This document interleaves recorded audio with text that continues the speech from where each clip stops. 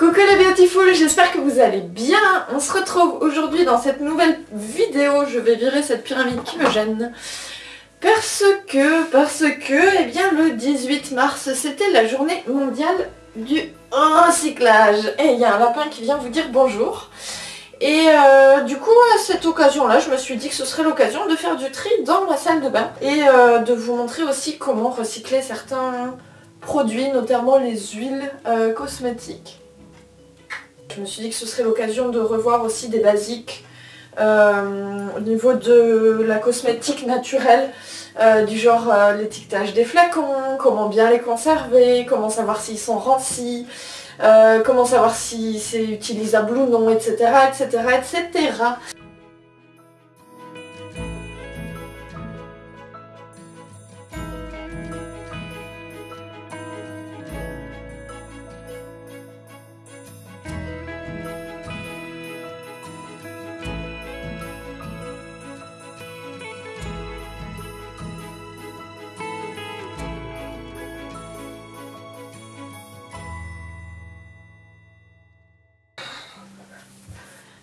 Voilà. Alors, par où est-ce qu'on va commencer? Déjà, on va séparer ça en deux groupes, je pense. On va séparer les huiles d'un côté, les eaux florales de l'autre. Et on va faire une troisième catégorie qui n'est ni l'un ni l'autre. Vous allez voir qu'au niveau huile, j'en ai au taquet. Dans les huiles, j'inclus aussi tout ce qui est beurre, végétaux, etc. Tout ça, c'est des huiles.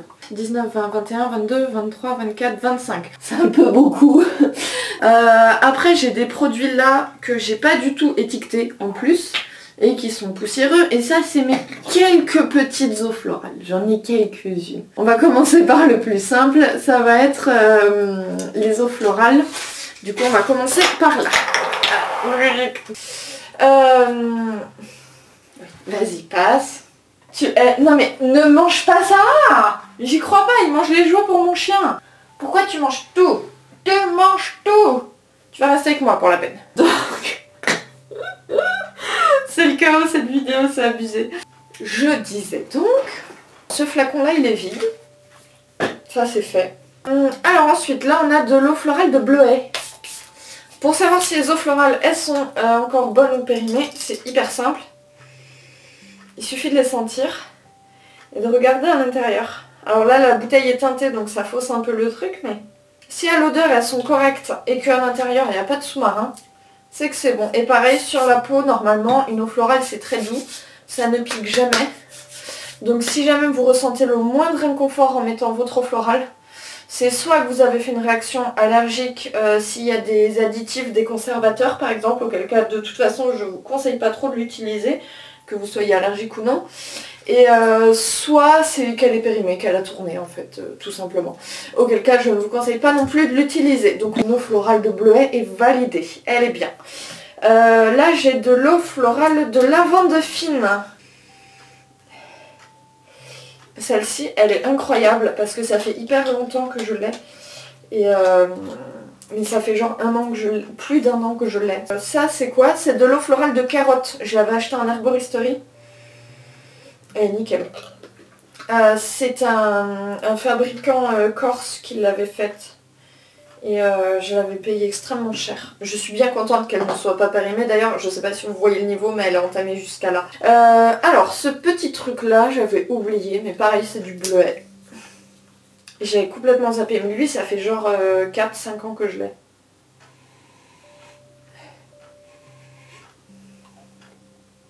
Non, toi t'as une odeur acide. Ah, je te fais pas confiance. L'eau florale, c'est pas polluant, donc vous pouvez le jeter dans les canalisations directement. Une fois que vous videz les flacons des eaux florales, ça se nettoie hyper simplement, un peu d'eau savonneuse. Moi j'utilise du savon d'Alep. Voilà, de l'eau savonneuse, on rince bien, on fait bien sécher. Quand vous voulez les réutiliser, avant de les réutiliser, vous faites comme avec les biberons, vous les faites bouillir dans une casserole d'eau chaude et vous les stérilisez comme ça. Après, on va faire les petits produits. Donc ça c'est du sel de bain que j'avais fait pour une vidéo qui datait de je ne sais pas du tout quand. Je crois que c'était Noël il y a genre 3-4 ans, un truc comme ça. Le sel est un très bon conservateur et du coup les sels de bain ne se périment jamais. Voilà, je n'ai pas beaucoup utilisé, c'est pour vous dire à quelle fréquence je prends des bains. Ça là-dedans c'est... Purée, c'est quoi? C'est de la terre de diatomée. Ça n'a absolument rien à faire sur mon étagère de cosmétiques. C'est normalement pour le ménage, du coup c'est mal rangé. Il va falloir que je le range à sa vraie place. Et c'est ma très chère amie Carole qui m'en a donné. C'est surtout par rapport aux chiens quand ils ont des puces. Ce qui paraît, on peut traiter genre leur lit, les trucs comme ça avec la terre de diatomée. Ça sèche les puces et ça évite qu'elles se reproduisent dans les couchages.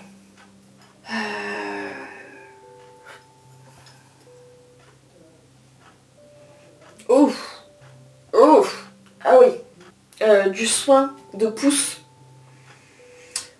au piment. J'avais fait une vidéo sur le sujet.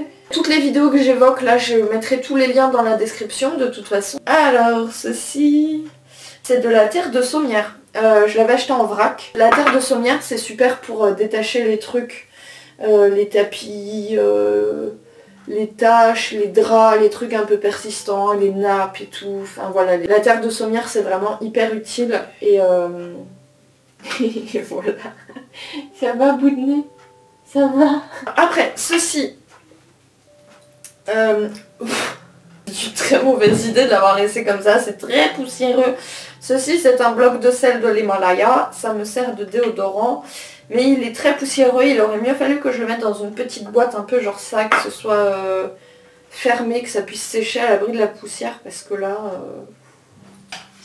Bon. Et ben en fait j'ai rien dit, j'ai réussi à le revoir, il est tout rose, il est tout propre, il est nickel comme il faut. Donc ma foi c'est parfait. Un petit conseil par contre quand vous faites des cosmétiques naturels, ne faites pas comme moi. Et pensez à étiqueter vos flacons. Parce que au bout d'un moment on sait plus ce qu'il y a dedans. Et dans les huiles je pense que je vais avoir quelques surprises parce que je me souviens pas forcément de tout. Bah écoutez, ça va aller sur la chaise d'Altaïr avec le reste. Tadam! Et maintenant, les huiles. Alors on va commencer par les plus faciles. Ça, c'est sûr, c'est du beurre de karité. Lui, je m'en sers tout le temps pour ainsi dire, et il descend à une vitesse extrêmement faible. Donc ça, c'est cool. Et il est fidèle, toujours au poste. Avec ça, je fais de la chantilly de karité. On peut en mettre directement sur les lèvres. Pour faire un espèce de stick à lèvres, on peut l'utiliser pur, ça marche très bien, c'est comestible. On peut en mettre sur les petits bobos aussi pour les aider à cicatriser. On peut aussi en mettre sur les coussinets de son petit chien, si son petit chien a des petites fissures sur les coussinets, ça marche aussi très bien. On va commencer par les trucs qui sont étiquetés, et ensuite on verra. De l'huile de ricin. Ça fait genre 10 000 ans que je l'ai et il doit rester genre ça dans le flacon. Franchement, pour savoir si une huile est périmée en fait, il faut qu'elle ait une odeur de vieux beurre rance. Alors normalement l'huile de ricin on n'est pas censé la consommer parce que ça a tendance à accélérer un peu le transit. Mais moi je suis une folle de la vie, je m'en fous. Et j'aime bien faire des expériences. D'odeur elle est normale, de couleur elle est normale, de texture elle est normale, de goût elle est parfaitement normale parce que l'huile rance a un goût absolument dégueulasse, on a l'impression de manger de l'huile de moteur. De l'huile de jojoba, d'odeur c'est normal, l'huile de jojoba je suis pas bien sûre que ce soit comestible par contre, je sais plus, bon je vais me le foutre sur la figure, on verra bien. Ouais non, d'odeur elle est normale, elle a une très légère odeur un petit peu de noisette. Celle-ci, de l'huile de brocoli. Elle, je l'avais achetée il y a vraiment pas longtemps par contre. Donc, c'est nickel. Ça sent bon. C'est une odeur un petit peu noisette, un petit peu verte. J'adore ça. Est-ce que vous aimez goûter les huiles ou est-ce qu'il n'y a que moi qui suis un peu cinglée et qui mange de l'huile à la cuillère comme ça de temps en temps? Voilà, bon ça c'est l'huile de coco, évidemment elle est solide. Après d'odeur elle est totalement normale, donc je pense que c'est bon. Soi-disant du jojoba. Mais je viens de découvrir ce flacon, très honnêtement. Ça a une odeur un peu rance par contre. Hein. Je pense qu'elle est en train de tourner là en fait. Bref, je vais pas prendre de risque, surtout que du jojoba j'en ai et qu'elle est encore nickel. Donc, c'est pas possible. Encore du jojoba? Vous vous moquez de moi là? J'ai combien de bouteilles à la fin? Est-ce qu'il est ouvert? Ah, il est pas ouvert. Il est pas ouvert. Bon bah c'est pas ouvert, je ne le décèle pas. J'ai encore du jojoba. Ok, alors on va continuer avec les flacons qui sont étiquetés. De l'huile de Nigel, soi-disant. Nigel qui est aussi appelé cumin noir.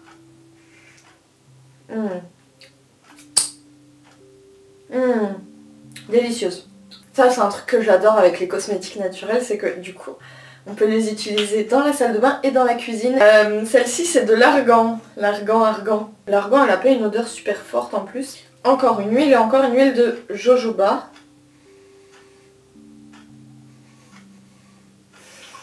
Lui par contre il pue et en plus je suis pas sûre que ce soit bio donc trop pas. Ensuite parmi les flacons étiquetés, oh on a le petit là qui se cache derrière. Donc ça c'est de l'huile de rose musquée, ça je l'ai acheté il y a pas longtemps aussi donc normalement elle est bonne. Donc cette huile là on valide. De l'huile de caméline. Cameline, je ne sais pas. Oh celle-ci elle est nickel. Oh, ça sent bon. En vrai, je sais qu'elle est bonne celle-ci parce que je l'utilise tout le temps. Et je l'utilise aussi en cuisine puisque de base c'est une huile culinaire. On a ce flacon-là qui est une huile végétale de prune. Je mets des guillemets parce que dans les ingrédients il y a benzyl alcohol. Du coup c'est dommage parce que je ne l'ai jamais utilisé. Mais en même temps, je sais que si je fous ça sur ma peau, je vais me retrouver avec un visage tout rouge, ça me mérite la peau, mais de ouf. Parmi les deux trucs, donc là il y a du beurre de karité qui est raffiné. Aïe aïe aïe. Oh purée. Alors déjà le beurre il est blanc comme neige. Normalement un beurre de karité qui est de bonne qualité, il est censé être jaune. À l'œil nu la différence est vraiment flagrante et du coup je vous conseille pas d'utiliser les beurres de karité qui sont blancs comme ça. Ils sont vraiment de mauvaise qualité. Alors que celui-ci il est de bien meilleure qualité. Ce beurre là, poubelle. Enfin poubelle, recyclage. Ça c'est du beurre de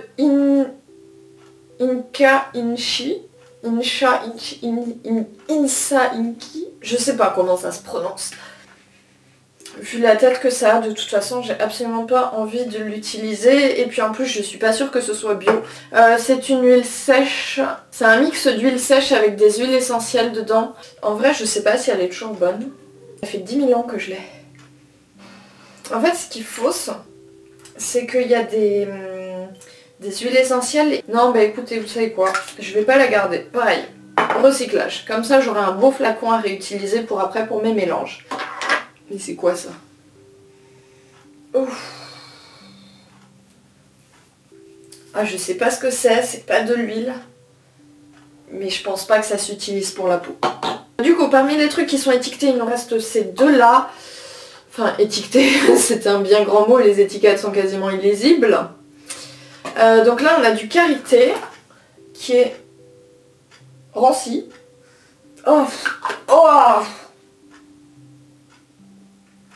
hyper ranci. Je vous jure que je surjoue pas. Ça a une odeur qui pique, ça attaque le nez. C'est le deuxième, ça c'est du beurre de mangue. Ah, c'est quand même plus agréable ça comme odeur. Hein. C'est du beurre de mangue. Je voulais l'utiliser, mais c'est vrai que j'en ai jamais rien fait.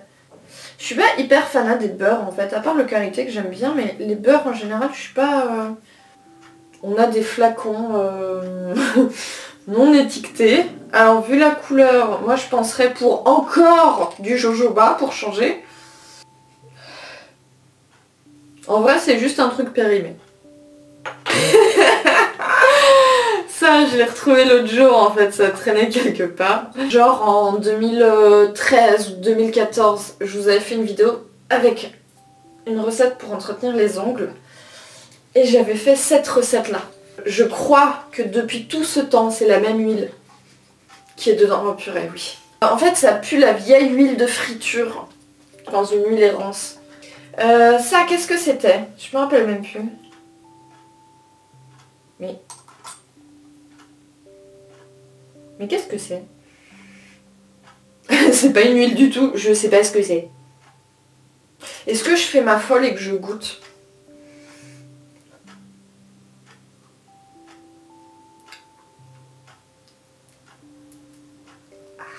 Je sais pas ce que c'est, mais je pense pas que ce soit très bon.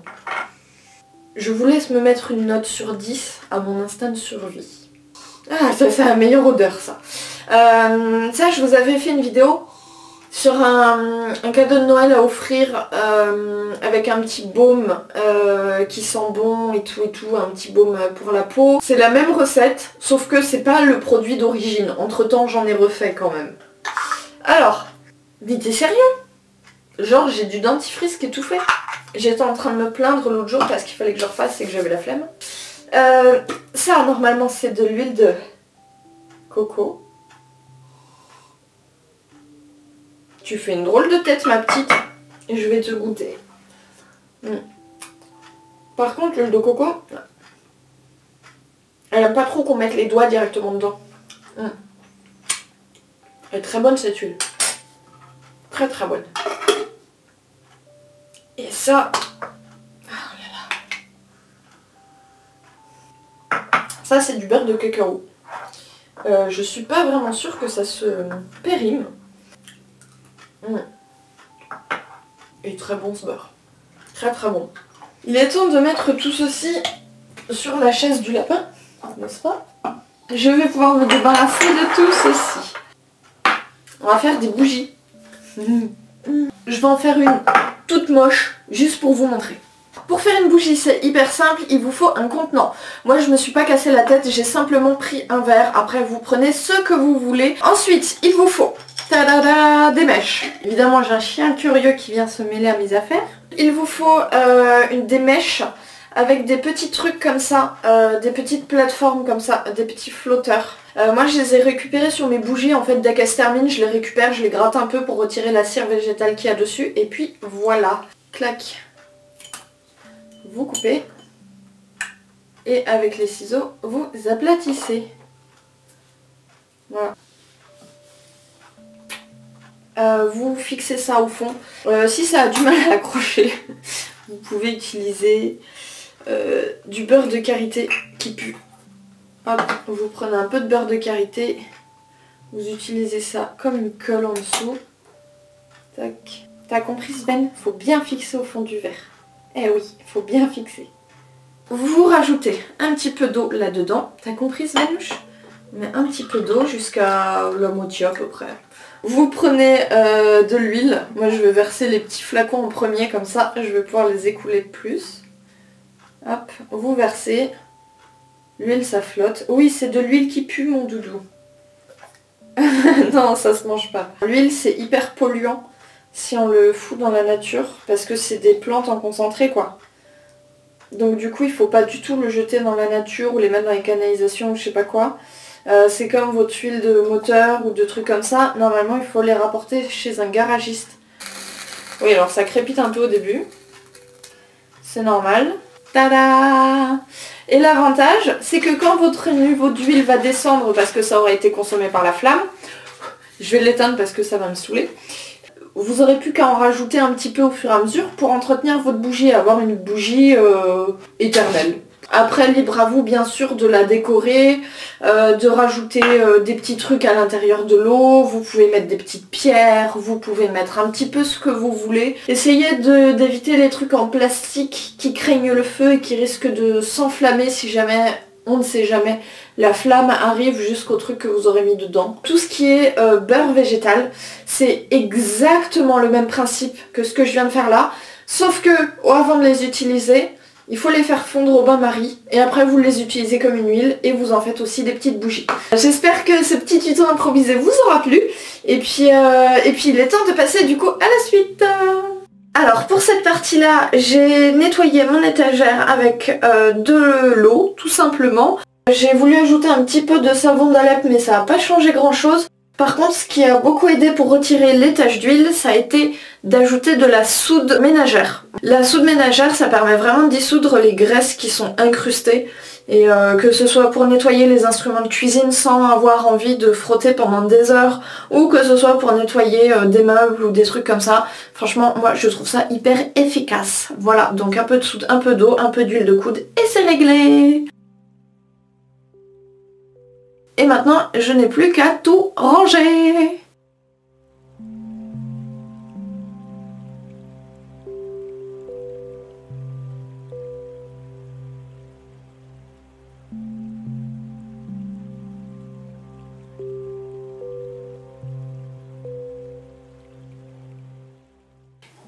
J'espère que cette vidéo vous aura plu. J'ai mon petit coin beauté qui est tout beau, tout propre et ça fait un bien fou. J'espère avoir répondu à pas mal de vos questions. Moi j'ai fait un petit peu de vide pour pouvoir refaire de la place, pour pouvoir faire de la place pour d'autres tests. Si cet épisode de ménage et de tri vous a plu, je vous laisse me le dire en commentaire. Et puis si vous voulez, on pourra en refaire d'autres. Parce que là moi je prépare mon déménagement. Alors j'ai pas trouvé d'appart, hein, mais il faut bien commencer par quelque chose. Donc je commence par le tri et le grand ménage. Voilà, je vais essayer de faire du vide le plus possible dans mon appart avant de partir. Et puis j'espère que je trouverai un appartement bientôt. Et puis moi je vous dis à très bientôt dans la prochaine vidéo et prenez soin de vous.